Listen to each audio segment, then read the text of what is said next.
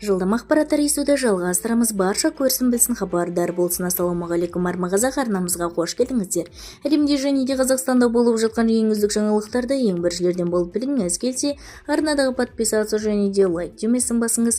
Лайк түймесін басқан қолдарыңыз дерт көрмесін, ал ендеше бастадым. 2026 жылғы мемлекеттен әлеуметтік көмекті қалай алуға болады? 2025 жылғы 292 мыңнан аса адамға атаулы әлеуметтік көмек көрсетілді деп хабарлайды Массагет.кз тілшісі.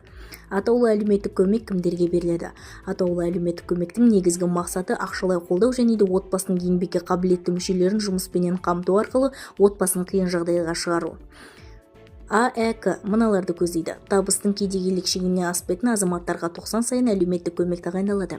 Табысы аз отбасыларға 1 жас пен 6 жас аралығында әр балаға 1,5 айлық есептік көрсеткіш мөлшеріндегі ай сайынғы қосымша төлем беру, жұмысқа орналастыру, өз ісін ашуға ниетті отбасыларға гранттар беру, біліктілікті арттыру курстарын жіберу.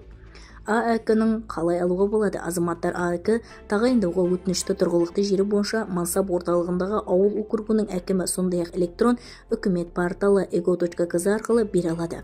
Бізді тамашалауды жалғастырыңыздар және де видеоролик кеңінен тарапқа жете жету үшін видеоролик астында подписация және де лайк түймесін басыңыз. Достарыңызға ілесіп сау саламатты болыңыз.